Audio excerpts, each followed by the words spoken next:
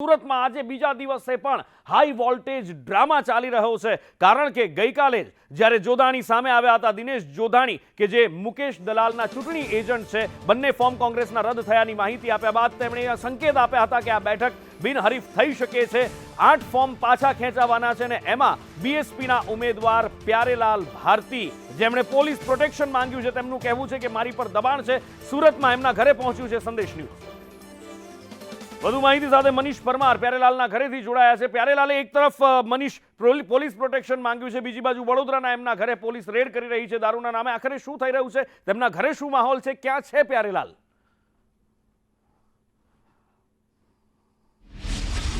વાત કરીએ જ્યારથી નિલેશ કુંભાણીનું ફોર્મ રદ થયું છે ત્યારબાદ અપક્ષના અને કેટલાક પાર્ટીના ઉમેદવાર છે તેમનું ફોર્મ આજે રદ થયું હતું, ત્યારે એકમાત્ર જે ફોર્મ બચ્યું છે તે પ્યારેલાલ છે, બસપાના ઉમેદવાર છે પ્યારેલાલ। ત્યારે પ્યારેલાલના ઘર પર આજે આપણે આવી પહોંચ્યા છે। જોઈ શકાય છે આ પ્યારેલાલ છે તે ઉડના વિસ્તારમાં જે આ એક સોસાયટીમાં રહે છે, સામાન્ય પરિવારમાંથી પ્યારેલાલ આવે છે। આને આ જે ઘર છે તે પણ ભાડાનું ઘર હોવાનું પ્રાથમિક તપાસમાં જાણવા મળી રહ્યું છે। 212 નંબર છે પ્યારેલાલના ઘરનો। અત્યારે તારું જોવા મળી રહ્યું છે પ્યારેલાલના ઘરે જે પાણીનો બાટલો છે તે પર બહાર પડ્યો છે। પ્રાથમિક આજુબાજુ પૂછપાછમાં તપાસ કરવા જાણવા મળ્યું છે કે પ્યારેલાલ છે તે છેલ્લા 2 દિવસથી સંપર્ક વિહોણો છે, અહીંયા ઘરે નથી આવ્યા। પ્યારેલાલની વાત કરીએ તો તેમને જે પરિવારમાં 3 દીકરી છે અને એક સંતાન છે, છોકરો છે તે 25 વર્ષનો છે। પ્યારેલાલ જે કહેવાય કે એક વીકલી પેપર ચલાવે છે। સાથે જ વાત કરીએ તો પ્યારેલાલની પત્નીનું છે થોડાક વખત પહેલાં જ અવસાન થઈ ગયું હતું, ત્યારબાદ અહીં ભાડેના મકાનમાં આશરે 2 વર્ષથી રહે છે। પરંતુ પ્યારેલાલના ઘરે અમે જ્યારે પહોંચ્યા ત્યારે આજુબાજુ લોકોને પૂછવામાં આવ્યું હતું ત્યારે જાણવા મળ્યું હતું કે પ્યારેલાલ છે તે છેલ્લા 2 દિવસથી સંપર્ક વિહોણા છે। પ્યારેલાલની વાત કરીએ તો પ્યારેલાલ આ જે વિસ્તારમાં રહે છે, પરંતુ આ વિસ્તારના લોકો સાથે કોઈ ખાસ વાતચીત નહીં, પણ પત્રકાર તરીકે તેઓ જે કહેવાય કે સુરત શહેરમાં ફરજ બજાવે છે। અત્યારે પ્યારેલાલ છે ક્યાં છે તે કોઈને પણ ખબર નથી, પરંતુ જે રીતના કલેક્ટરમાં અરજી કરવામાં આવી હતી કે તેમના પરિવારને ખતરો છે તેથી તેને પોલીસ પ્રોટેક્શન આપવામાં આવે, આ વાતને લઈને જ્યારે ઉડના પોલીસને સંપર્ક સાધવામાં આવ્યો હતો સંદેશ ન્યૂઝ તરફથી તમને પૂછવામાં આવ્યું હતું કે પ્યારેલાલ તરફથી કોઈ પ્રોટેક્શન માંગવામાં આવ્યું છે કે નથી, તો ત્યાંથી જાણવા મળી રહ્યું કે પ્યારેલાલ તરફથી ઉધના પોલીસ સ્ટેશનમાં કોઈ પણ પ્રકારની અરજી કરવામાં નથી આવી। જે અરજી કરવામાં આવી છે તે કલેક્ટરને અરજી કરવામાં આવી છે, કલેક્ટર દ્વારા હજી પણ ઉધના પોલીસ સ્ટેશનમાં કોઈ અરજી પહોંચાડવામાં નથી આવી। એટલે કહેવાય કે પ્યારેલાલ છે જે બસપાના ઉમેદવાર છે, એકમાત્ર ઉમેદવાર બચ્યા છે, જે તમામ બીજા ઉમેદવાર છે તે અત્યારે જે તેમના ફોર્મ રદ થઈ ગયા છે। આ જે પ્યારેલાલનું જે ફોર્મ છે તે હજી યથાવત છે। 3 વાગ્યાના આસપાસનો સમય અલ્ટિમેટમ આપ્યો છે, ત્યારે પ્યારેલાલ હવે સંપર્ક વિહોણા થઈ ગયા છે। પ્યારેલાલ ક્યાં ગયા છે તે કોઈને ખબર નથી। જી બિલકુલ મનીષ, ગઈકાલે જ્યારે નિલેશ કુંભાણી અને એમના ડમી ઉમેદવારનું ફોર્મ રદ થયું એની જે માહિતી આપવા માટે મુકેશ દલાલના ચૂંટણી એજન્ટ છે દિનેશ જોધાણી મીડિયા સામે આવ્યા હતા, ત્યારે જ એમણે આ વાતના સંકેત આપી દીધા હતા કે ઇતિહાસ રચાઈ શકે છે, સુરતની બેઠક ઉપર બિનહરીફ થઈ શકે છે મુકેશ દલાલ। હવે 1 કલાકની વાર છે, પ્યારેલાલ ક્યાં છે કોઈને ખબર નથી। જો 1 કલાક સુધી પ્યારેલાલ નથી મળતા તો ચૂંટણી જંગ જામશે।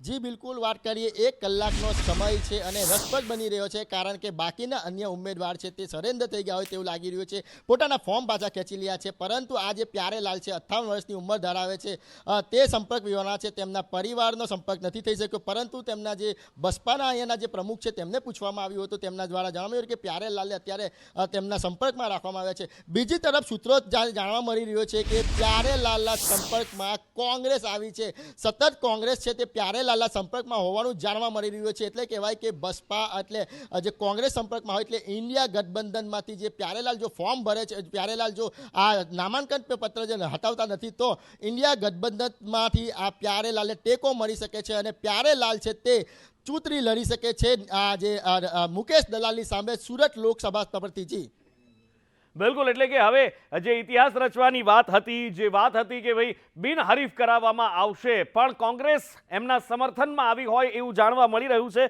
અને કોંગ્રેસ જ્યારે સમર્થનમાં આવે સ્વાભાવિક રીતે ફોર્મ રદ કરાવવાનો જે બદલો લેવાની એક નીતિ પણ હોઈ શકે છે અહીંયા આગળ। પણ સવાલ એ છે કે આખરે પ્યારેલાલ છે ક્યાં? મનીષ, વડોદરામાં પણ એમના ઘરે પોલીસે છાપેમારી કરી, રેડ કરી હોવાના એક સમાચાર મળી રહ્યા છે, દારૂની એક બાતમીને લઈને રેડ કરી એવા સમાચાર છે, પણ ત્યાં પણ એમનો કોઈ અતોપત્તો નથી।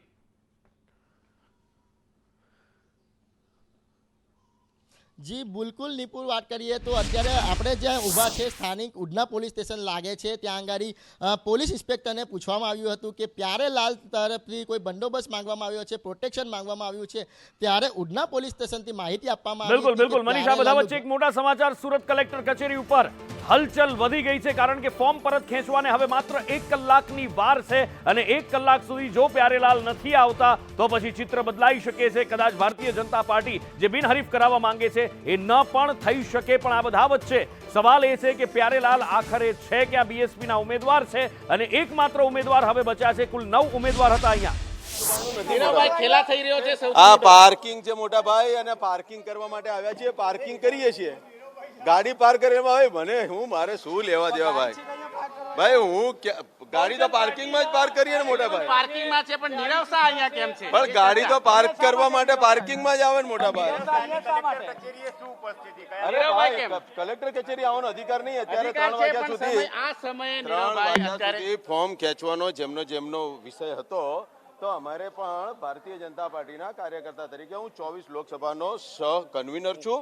કેટલા ફોર્મ રહે છે, કોની સાથે અમારે ઉમેદવારી કરવાની છે, કોની સાથે લડત લડવાની છે, કોની સાથે અમે પ્રચાર કરવાનો છે, આ વિગત લેવા માટે, માહિતી લેવા માટે તો આવવાનું જ હોય ને ભાઈ. નીરવભાઈ, આમ નાગરિકની ગાડી કલેક્ટર કચેરીમાં નથી આવવા દેવામાં આવી રહી, તમારી ગાડી કઈ રીતે આવી? નહીં, આમાં હું લોકસભાનો સહ કન્વીનર છું અને એ નાતે તમે જાણો છો કે જ્યારે લોકસભામાં સહ કન્વીનરની કેટલીક ભૂમિકાઓ હોય છે. અને આજે 3 વાગે જ્યારે ફોર્મ પરત ખેંચવાનો છેલ્લો દિવસ છે, તો તે દિવસો દરમિયાન હવે કોણ અમારી સામે લડતમાં છે, કોની સાથે પ્રચાર કરવાનો છે, કોની સામે અમારે વિગતો બનાવવાની છે, આ તમામ માહિતી માટે અમારે તો કલેક્ટર કચેરી આવવાનું જ હોય ને. ચોક્કસ આવવાનું હોય, ચોક્કસ.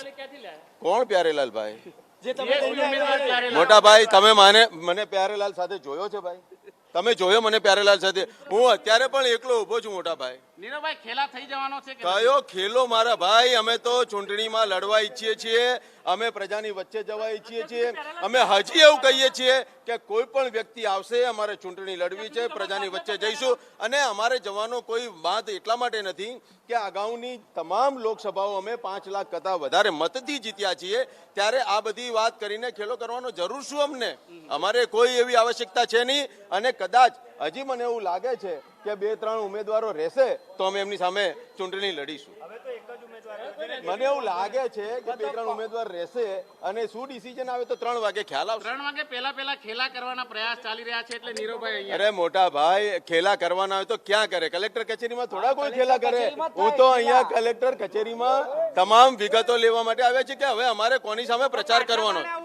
કઈ મોટા ભાઈ, આ પાર્કિંગ છે, પાછલું બારણું નથી. મોટા ભાઈ, આ પાર્કિંગ છે, ગાડી પાર્ક કરવા માણસ ના આવે. પણ આ જ સમયગાળા દરમિયાન તમે ક્યાંય મને કોઈ ઉમેદવાર સાથે જોયો છે ભાઈ? તમે જોયો છે? અરે ભાઈ, કયા પ્યારેલાલ ની વાત કરો છો? મને ખ્યાલ નથી આવતો તમારો. નીરવભાઈ, ખેલા થવાનો છે કે નહીં?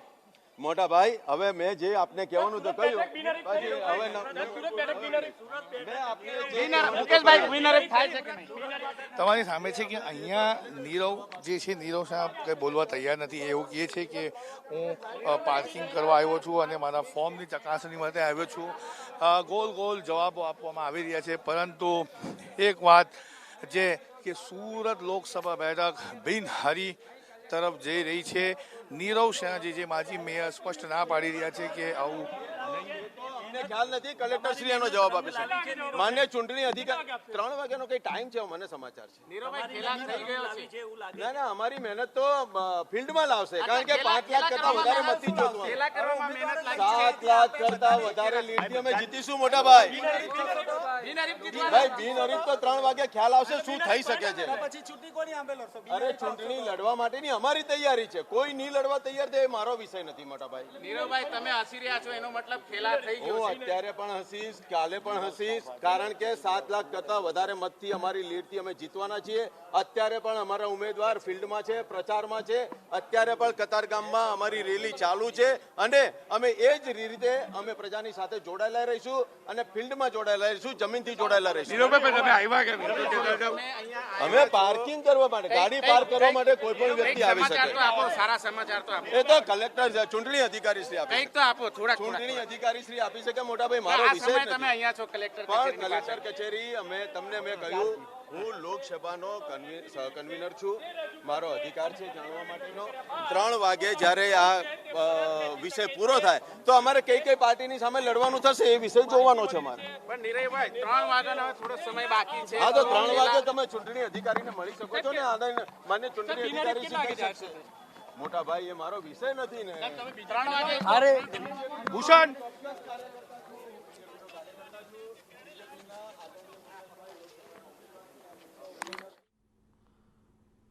નીરવ શાહ પૂર્વ મેયર છે અને તેઓ પહોંચ્યા છે કલેક્ટર ઓફિસે. કલેક્ટર ઓફિસની અંદર છે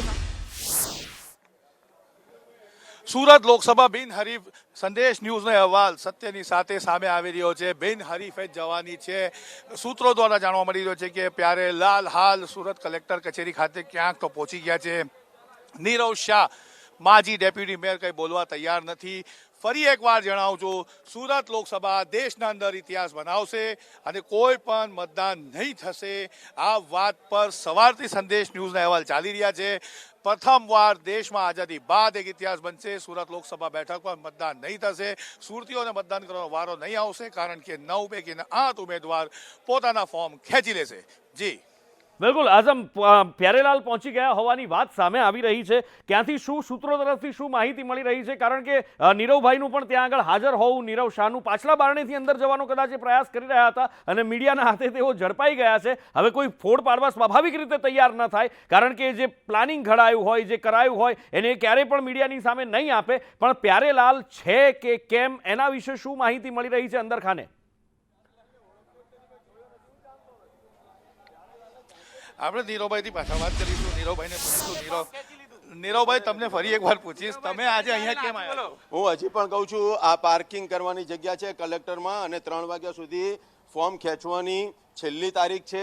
અને હું લોકસભાનો સહકન્વીનર હોવાના નાતે હવે અમારે ચૂંટણીમાં કોણ કોણ અત્યારે જોડાયેલા છે, કઈ રાષ્ટ્રીય પક્ષના મિત્રો અત્યારે લડવાના છે, કોણે ફોર્મ ખેંચ્યું છે, કોણે નથી ખેંચ્યું, એ જોવા માટે આવવાનું. પ્યારે સાથે શું વાતો થઈ? કયો પ્યારેલાલ? પ્યારેલાલ સાથે શું વાતો? મોટા ભાઈ, પ્યારેલાલને મેં જોયો બી નથી, જાણ્યો બી નથી. આરી બહાર જ છે ગાડી. પ્યારેલાલ ઉમેદવાર છે એ તો ખબર ને? અરે એવું સાંભળ્યું છે કોઈ ભારતીય કે પ્યારેલાલ કે કોઈ છે? પ્યાર ક્યારે આપશે ભાજપ? અરે મોટા ભાઈ, મારે ક્યાં પ્યાર લેવાનો છે? હું તો અત્યારે પણ ફિલ્ડમાં ચાલ્યો અને રેલીમાં જોડાવાનો છું. તમારી સામે છે નીરવભાઈ, અહીંયા દેખાઈ રહ્યા છે. નીરવભાઈ એ માજી ડેપ્યુટી મેયર છે અને મેં જેમ કીધું નુપુર કે નીરવભાઈ કંઈ બોલવા તૈયાર નથી, પરંતુ મેં સવારથી તમને કીધું છે સંદેશ ન્યૂઝ ગત રોજથી કહી રહ્યું હતું, આજે ફરી એકવાર કરી રહ્યા છે. નુપુર, આપણે હાલ વાત કરી રહ્યા છે ત્યારે પણ આપણે દાવો કરી રહ્યા છીએ કે સુરત લોકસભા બેઠક દેશના અંદર ઇતિહાસ રચશે. મુકેશ દલાલ ભારતીય જનતા પાર્ટીના ઉમેદવાર બિનહરીફ ચૂંટાઈને બહાર આવશે. મતદાનથી વંચિત રહી જશે. સુરતી લાલાઓ 18,08,000 મતદારો છે, તે કદાચ જ મતદાન કરી શકશે. જી બિલકુલ આઝમ, અત્યારે પ્યારેલાલ કલેક્ટર ઓફિસ પહોંચ્યા હોવાનો દાવો કરવામાં આવી રહ્યો છે, એવી વાત સામે આવી રહી છે. સૂત્રો કહી રહ્યા છે કે પહોંચ્યા છે, પણ આ બધા વચ્ચે એક વાત એવી સામે આવી હતી કે પ્યારેલાલે એવું કહ્યું કે ભાઈ મારી પર દબાણ છે, ઉમેદવારી પાછી ખેંચવાનું, પોલીસ પ્રોટેક્શન માંગ્યું. એમના વડોદરાના ઘરે પોલીસ રેડ કરે છે. આ બધો હાઈ વોલ્ટેજ ડ્રામા ચાલે છે અને પછી એક સૂત્રોમાંથી એવી માહિતી આવે છે કે પ્યારેલાલ હવે પહોંચી ગયા છે. તો શું સીધી વાત કરીએ, સીધી ભાષામાં કહીએ તો શું સેટિંગ થઈ ગયું છે?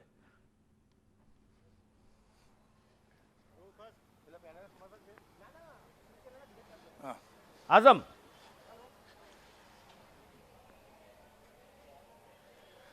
નુપુર, હાલ મેં તમને બતાવી દઉં, આ પાછળનો બારનો છે. આ કલેક્ટર કચેરીના જે ઇલેક્શન કમિશનની ઓફિસ છે તેના પાછળના બારણાના દ્રશ્ય જોઈ રહ્યા છો.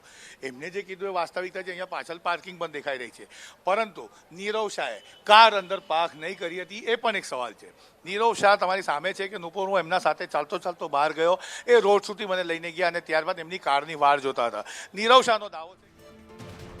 બિલકુલ બિલકુલ આઝમ, અને આ બધા વચ્ચે હાઈ વોલ્ટેજ ડ્રામા બાદ હવે સુરતની અંદર ઇતિહાસ રચાઈ ગયો છે, ઇતિહાસ સર્જાઈ ગયો છે. સૌથી મોટા સમાચાર સૌથી પહેલા સંદેશ ન્યૂઝ ઉપર લોકસભા બેઠક સુરત બિનહરીફ જાહેર થઈ છે. ગઈકાલે કુંભાણીએ ફોર્મ પાછું ખેંચ્યું, ત્યારબાદ 9 ઉમેદવારો બચ્યા હતા મુકેશ દલાલની સાથે, અને હવે બીએસપીના પ્યારેલાલ એકમાત્ર એવા હતા જેમણે કહ્યું હતું કે મારી પર દબાણ છે, મને પોલીસ પ્રોટેક્શન આપવામાં આવે, હું ફોર્મ પાછું નથી ખેંચવા માંગતો. પણ હવે એમણે પણ ફોર્મ પાછું ખેંચી લીધું છે. કલેક્ટર કચેરીની અંદર અત્યારે પ્યારેલાલ છે. હમણાં જે આઝમે કહ્યું, સંદેશ ન્યૂઝ આજે સવારથી કહેતું આવ્યું છે, એની ઉપર આખરે મહોર વાગી છે.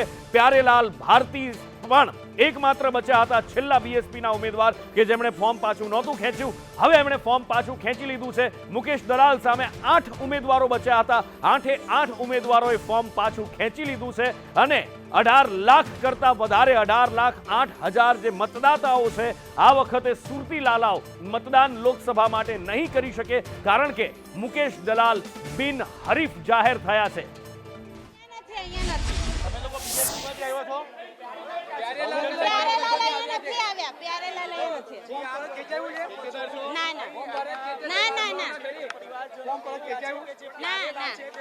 આ મહિલા અહીંયા દેખાઈ રહી છે, પરંતુ એ પણ કંઈ બોલવા તૈયાર નથી. મેં જેમ નુપુર કીધું, જે આખો ડ્રામા છે એના ઉપરથી પડદો હવે ઉચકાઈ જ ગયો હોય છે, આપણે માની શકીએ છીએ. પાછળના દરવાજેથી તમામ લોકોએ ઉપર એન્ટ્રી લઈ લીધી છે. આપણને નહીં દેખાયા કેમેરામાં, એ વાત અલગ છે. નીરવ શાહ જે માજી ડેપ્યુટી મેયર છે, સુરતના રહી ચૂક્યા છે, તેમની ઉપસ્થિતિ ઘણું બધું કહી જાય છે. જી બિલકુલ, અને ઇતિહાસ રચાઈ ગયો. જે વાત આપણે કહી રહ્યા હતા, જે સંદેશ ન્યૂઝની વાત, જે સંદેશ ન્યૂઝ આ જે શક્યતા વ્યક્ત કરી રહ્યું હતું કે બિનહરીફ જાહેર થશે સુરત બેઠક, આઝમ ઇતિહાસ રચી નાખશે દેશની અંદર, બિનહરીફ જાહેર થઈ અને આખરે એના ઉપર હવે મહોર વાગતી દેખાઈ રહી છે.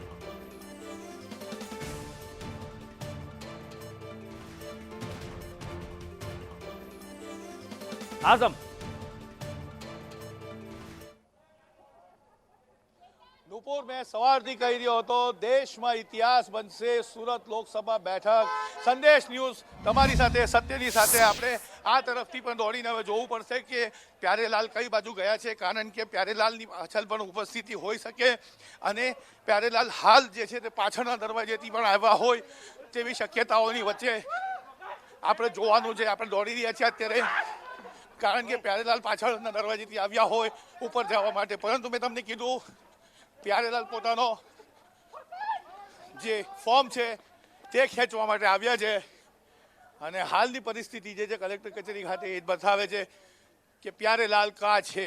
જી બિલકુલ, પ્યારેલાલ પહોંચી ગયા હોવાની અત્યારે જાણકારી મળી રહી છે. આઝમ, ત્યાંની આપ ડિટેલ લેતા રહેશો, આપની પાસેથી અમે જાણકારી લેતા રહીશું. પણ સુરતની અંદર છેલ્લા 3 દિવસથી જે પોલિટિકલ ડ્રામા ચાલી રહ્યો છે, હાઈ વોલ્ટેજ ડ્રામા ચાલી રહ્યો છે, એક રાજનીતિનું નવું ચિત્ર ઉભરીને સામે આવ્યું છે. કારણ કે ગઈકાલે જે ઘટનાક્રમ થયો હતો સવારે 11, સાડા 11 વાગ્યાની આસપાસ, જે વાત સામે આવી હતી કે નિલેશ કુંભાણીના ટેકેદારો, એક ટેકેદાર એમનો ભાણિયો છે, એક ટેકેદાર એમના બિઝનેસ પાર્ટનર છે અને એક ટેકેદાર એમના બનેવી છે, એ જઈ અને એફિડેવિટ કરે છે કે ભાઈ અમે જે સહી કરી છે ટેકેદાર તરીકેની, એ સહી અમારી નથી, એ બીજા કોઈની સહી છે. અને પોલીસ બંદોબસ્તની સાથે આવે છે, ત્યાંથી નીકળી જાય છે અને એની સાથે સાથે જે ડમી ઉમેદવાર છે એ ડમી ઉમેદવારના ટેકેદાર પણ આ જ રીતે સોગંદનામું કરે છે. જે રીતે આખી ડિટેલ સામે આપવામાં આવી છે કોંગ્રેસ દ્વારા, એવું કહેવામાં આવ્યું છે કે એક જ પેપરની અંદર 4 એફિડેવિટ થઈ છે. એની સાથે જ એક જ નોટરી પાસેથી 55, 56, 57, 58 આ રીતના નંબર પાડવામાં આવ્યા છે. અને ત્યારબાદ એ ટેકેદારોના અપહરણની આખી વાત સામે આવે છે. અફરાતફરી મચે છે, દોડી મચે છે. નિલેશ કુંભાણી જાય છે પોલીસ સ્ટેશન જઈને જ્યારે પત્રકારો પૂછે છે કે તમે ફરિયાદ લખાવવા આવ્યા છો, તો કહે છે ના, એ તો મેં કલેક્ટર સામે ફરિયાદ આપી દીધી છે, રિટર્નિંગ ઓફિસરને ફરિયાદ કરી દીધી છે, અહીંયા તો હું બીજા કોઈ કામથી આવ્યો છું. બાબુ વાંગુ ક્યાં દોડીને સુરત પહોંચી જાય છે. સુરત પહોંચીને તેઓ પત્રકાર પરિષદ કરે છે. એવું કહેવામાં આવે છે નિલેશ કુંભાણી દ્વારા કે મારા ટેકેદારો જઈ અને આવી રીતની એફિડેવિટ કરાવી આવ્યા, એ મને મીડિયામાંથી ખબર પડી છે અને મીડિયા દ્વારા મને ખબર પડી. બાબુ વાંગુ ક્યાં જ્યારે પ્રેસ પત્રકારો સામે આવે છે તો એ કહે છે કે કલેક્ટર ઓફિસથી અમને ફોન આવ્યો અને ખબર પડી કે આ ટેકેદારો છે એ ફરી ગયા છે, અથવા તો ટેકેદારોએ જે એફિડેવિટ કર્યું છે કે સહી અમારી નથી. ત્યારબાદ વાત થાય છે કે રમેશ પોલરા ક્યાં છે. બાબુ માંગુ ક્યાં કહે છે કે મારી સાથે ગઈકાલે રાત્રે 10 વાગ્યા સુધી એ સંપર્કમાં હતા, પણ પછી ક્યાંય નથી. બીજી બાજુ વાત થાય છે કે એમનું અપહરણ થયું છે. દાવા કરવામાં આવે છે કે સવારે 9 વાગ્યા સુધી આવી જશે, 10 વાગ્યા સુધી આવી જશે, 11 વાગ્યા સુધી આવી જશે અને કલેક્ટર સામે સુનાવણીની વાતો થાય છે. અને એ બધા વચ્ચે નિલેશ કુંભાણી પણ પહોંચે છે, પણ કલેક્ટર ઓફિસે પાછલા દરવાજેથી તેઓ નીકળી જાય છે. અને પછી લગભગ 1:30-2 વાગે ગઈકાલે એવો ચુકાદો આવે છે કલેક્ટર તરફથી કે ફોર્મ રદ થાય છે. નિલેશ કુંભાણી અને એમના ટેકેદાર, એમના ડમી બંનેનું ફોર્મ રદ થાય છે, કારણ કે 4 ટેકેદારે સહી કરી હતી અને સહી કર્યા પછી એમનું કહેવું હતું એફિડેવિટનું કે આ સહી અમારી નથી, એવું એફિડેવિટ કર્યું હતું. અને જે ઓર્ડર આવ્યો છે, ઓર્ડરની અંદર એવું લખ્યું છે કે બંને સહીની અંદર ડિફરન્સ છે અને માટે આ ફોર્મ રદ કરવામાં આવે છે. અને એના પછી દિનેશ જોધાણી કે જે મુકેશ દલાલના ચૂંટણી એજન્ટ છે એ પ્રેસ સામે આવે છે. જોધાણી એવું કહે છે કે બંનેના ફોર્મ રદ થયા છે, એટલે હવે અહીંયા કોંગ્રેસની ઉમેદવારી રદ થઈ ગઈ છે. અને જ્યારે પત્રકારો દ્વારા પૂછવામાં આવે છે કે તમને કેવી રીતે ખબર, કારણ કે એ દિનેશ જોધાણી જ હતા મુકેશ દલાલના ચૂંટણી એજન્ટ, જેમણે ચૂંટણી પંચમાં ફરિયાદ કરી, રિટર્નિંગ ઓફિસરને ફરિયાદ કરી હતી કે આ રીતના સહીની એફિડેવિટ અલગ છે, સહીની એફિડેવિટ અલગ છે, માટે એમના ફોર્મ રદ કરવામાં આવે. જ્યારે પત્રકારો દ્વારા પૂછવામાં આવ્યું કે કોંગ્રેસની પહેલા ભારતીય જનતા પાર્ટીના ચૂંટણી એજન્ટને કેવી રીતે ખબર પડી, એમની પાસે એ જવાબ નહોતો. પણ હા, એમણે સંકેત ગઈકાલે આપી દીધા હતા એ પ્રેસ કોન્ફરન્સની અંદર કે સુરત બેઠક બિનહરીફ જાહેર થશે. આજે સવારથી પણ સંદેશ ન્યૂઝ કહેતું આવ્યું છે બિનહરીફ જાહેર થશે. મનીષ મારી સાથે જોડાયા છે. મનીષ, સવારથી જે સંદેશ ન્યૂઝ વાત કરી રહ્યું છે, શક્યતા વ્યક્ત કરી રહ્યું છે, એની ઉપર હવે મોહર લાગી છે. મનીષ,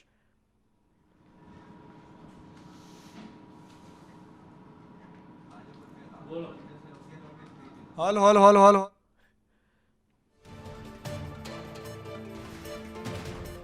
એટલે આ આખો ઘટનાક્રમ જે થાય છે એ ઘટનાક્રમ પછી 8 ફોર્મ 8 ઉમેદવાર મુકેશ દલાલની સામે બચ્યા છે. મુકેશ દલાલની સામે 8 ઉમેદવારને ફોર્મ પરત ખેંચવામાં આવશે. ગઈકાલથી જ એ શક્યતાઓ દિનેશ જોધાણીએ જ્યારે પ્રેસ કોન્ફરન્સ કરી એના પછી શરૂ થઈ ગઈ હતી. અને હવે એકમાત્ર બીએસપીના ઉમેદવાર એવા હતા જેમણે પોલીસ પ્રોટેક્શન માંગ્યું અને કહ્યું કે મારી પર દબાણ છે ફોર્મ પાછું ખેંચવા માટે. અને ત્યારબાદ આખો રાજકીય ડ્રામા શરૂ થયો વડોદરાથી લઈને સુરત સુધી. અને હવે મોહર લાગી ગઈ છે કે પ્યારેલાલે પણ ફોર્મ પરત ખેંચી લીધું છે. કલેક્ટર ઓફિસની અંદર શું હલચલ ચાલી રહી છે, આઝમ જોડાયા છે, આઝમ પાસેથી જાણીએ. આઝમ,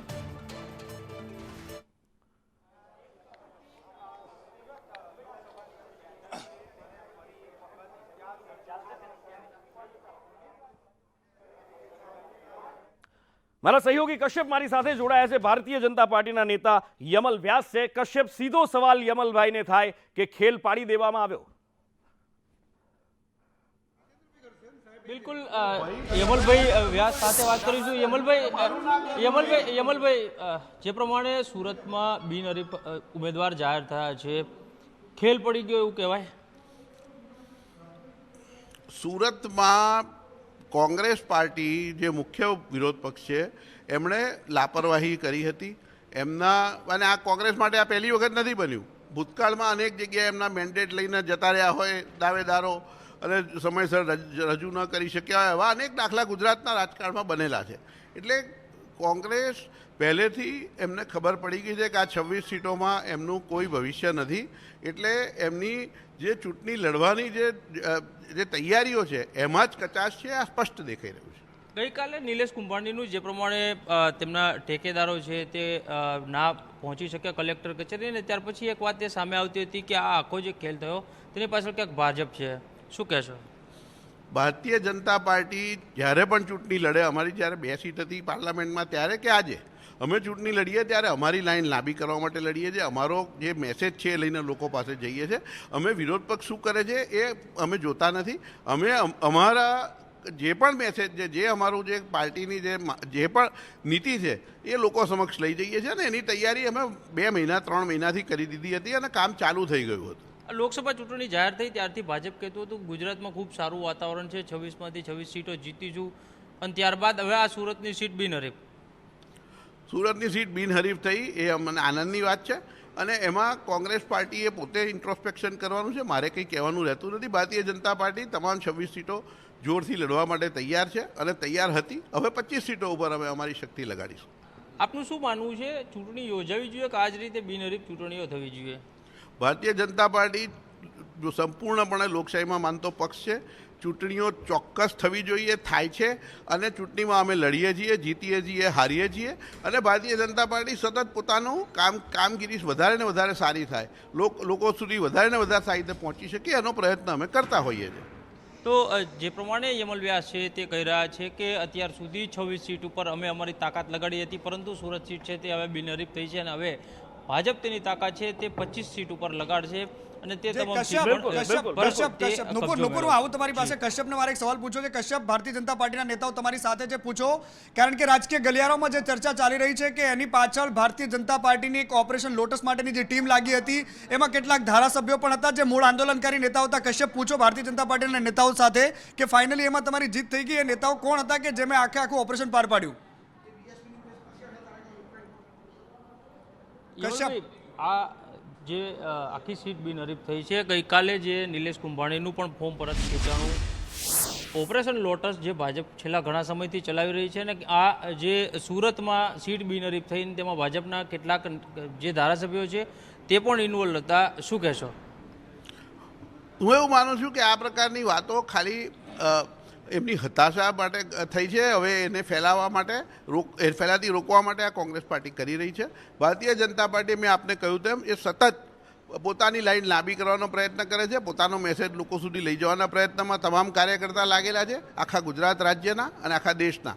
એટલે આ બધી બાબતોમાં હું માનું છું કે કોઈ તથ્ય નથી. નિલેશ કુંભાણી પાસમાં હતા, તેમનું બેકગ્રાઉન્ડ પાસ છે. આંદોલન વખતે તે સક્રિય હતા.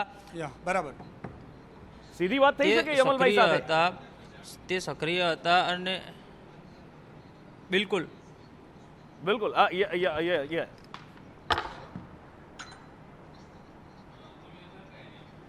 યમલભાઈ સાથે અમે સીધા જ પ્રશ્નો કરવાના પ્રયત્નો કરી રહ્યા છીએ કે હવે આખરે આમાં ખેલ શું પડ્યો છે. ખેલા હુઆ હૈ એ બાત તો તય હૈ, એ નિશ્ચિત છે, પણ કેવી રીતે શું? યમલભાઈ આપણી સાથે જોડાઈ ચૂક્યા છે. યમલભાઈ, હું નુપુર પટેલ, સંદેશ ન્યૂઝમાંથી, અને સ્વાગત છે આપનું અમારી સાથે ચર્ચામાં. સવાલ થવો એ સ્વાભાવિક છે. યમલભાઈ, અવાજ આવી રહ્યો છે ને? હા યમલભાઈ, મારો અવાજ આવે છે ને? હા આવે છે. હું યમલભાઈ, હું નુપુર, અને મારી સાથે મનીષ પુરોહિત પણ છે. સવાલ થવો સ્વાભાવિક છે કે નિલેશ કુંભાણી બેકગ્રાઉન્ડ પાસ, અને અચાનક પાસ એટલે પાટીદાર સમિતિ જે હતી આંદોલન વખતની એ, અને કેટલાક નેતાઓ આવીને ભારતીય જનતા પાર્ટીમાં જોડાયા અને ધારાસભ્ય પણ બન્યા છે. તો શું આ પાસ બેકગ્રાઉન્ડ ધરાવતા ધારાસભ્યો દ્વારા જ ખેલ પાડવામાં આવ્યો છે? કારણ કે નિલેશ કુંભાણીના એ ટેકેદારો એક સાથે આવે, પોલીસ જાપ્તામાં આવે, પોલીસ પ્રોટેક્શનમાં આવે, એફિડેવિટ કરે અને પછી ગાયબ થઈ જાય. કદાચ આ કોંગ્રેસ કરતાં વધારે ખેલ ભારતીય જનતા પાર્ટીનો હોય એવું નથી લાગતું? લોકોને તો લાગે છે. ભારતીય જનતા પાર્ટી સુરતની સીટ જે લીડથી જીતતી હતી તે દેશના 1 થી 5માં આવે એટલી મોટી લીડથી ભારતીય જનતા પાર્ટી સુરતની સીટ જીતે છે. ભારતીય જનતા પાર્ટી કોઈ પણ સીટ હારવાની સીટ હોય તો પણ એ પોતાની શક્તિઓ બતાવે છે, લોકો સુધી પહોંચે છે. લોકો સુધી પહોંચીને અમારો જે મેસેજ છે અમે આપીએ છીએ, નરેન્દ્રભાઈ મોદીને પ્રધાનમંત્રી ત્રીજી વખત બનાવવાના છે, ભારતને વિકસિત ભારત બનાવવાનું છે, એ વિષય લઈને અમે જઈએ છીએ. વિરોધ પક્ષમાંથી કોણ ઊભું રહે છે, કોણ નથી ઊભું રહેતું, એ એમનો વિષય છે. અને જે કોંગ્રેસમાં આવા પ્રકારના ભૂતકાળમાં પણ ઘટનાઓ બનેલી છે કે એમના મેન્ડેટ લઈને ઉમેદવાર નાસી ગયા હોય અને ન ભરી શક્યા હોય, એટલે કોંગ્રેસ પાર્ટી આમાં વિચારવાનો વિષય છે. ભારતીય જનતા પાર્ટી તો ચૂંટણી લડવા માટે તૈયાર જ છે ને અમારી one of the safest seat Surat છે. નુપુર, એક સવાલ હું મારે પૂછવો છે. યમલભાઈ, એક સવાલ એ પણ થાય છે કે ભારતીય જનતા પાર્ટી ચૂંટણીની જે રણનીતિ ઘડાય છે એમાં માસ્ટર છે, હોશિયાર છે, અને એટલા જ માટે એક માનસિક રીતે એક સાયકોલોજીકલ ગેમ રમી હોય પ્રકારનું પણ રાજકીય ગલિયારામાં ચર્ચા થઈ રહી છે કે અહીંયાથી કોઈ મેદાનમાં રહે જ નહીં. પછી ભલે તમારા ઉમેદવાર કહે કે ક્રિકેટની મેચ છે, 7 તારીખે પરિણામ આવશે, મારે તો લડવું છે, પણ લડવું કોની સામે? તો આ એક ચૂંટણીની રણનીતિનો ભાગ છે કે જેમાં આખું ઓપરેશન પાર પાડવામાં આવ્યું હોય. યમલભાઈ,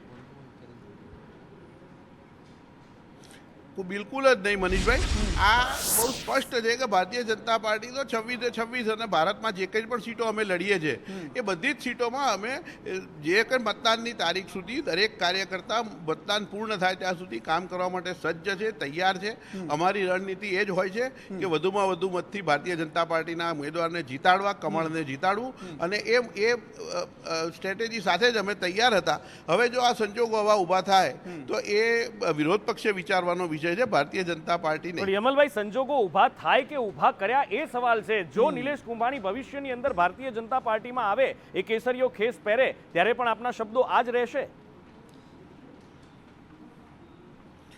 હું એવું માનું છું કે કોઈ વ્યક્તિ ભારતીય જનતા પાર્ટીમાં હોય કે ન હોય, એ જો ચૂંટણી લડતા હોય, સામેથી લડતા હોય, ભાજપમાંથી લડતા હોય, તો એ પોતાની સંપૂર્ણ તૈયારી સાથે ફોર્મ ભરતા હોય છે અને એમને એમની રીતે વિચારવાનું હોય છે.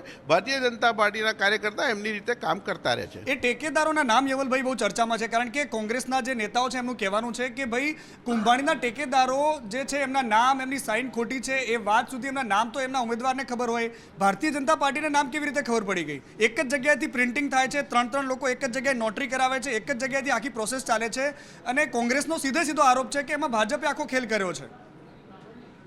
યમલભાઈ, આમાં હવે કોંગ્રેસ પાર્ટી, મેં આપને કહ્યું એમ, કોંગ્રેસ પાર્ટી એની હતાશા દર્શાવવા માટે આ પ્રકારના જુદા જુદા આક્ષેપો કરે છે. ભૂતકાળમાં પણ કોંગ્રેસે ઈવીએમ સુધીના આક્ષેપો કરેલા છે અને એ જ્યારે જીતે છે ત્યારે કંઈ નથી કરતા, જ્યારે હારતા હોય છે, જ્યારે આવી કોઈ ઘટના બને છે અને કોઈ છબરડો થાય છે ત્યારે ભારતીય જનતા પાર્ટીનો વાંક કાઢે છે. કોંગ્રેસની છેલ્લા 25-30 વર્ષથી ગુજરાતમાં આદત રહેલી છે.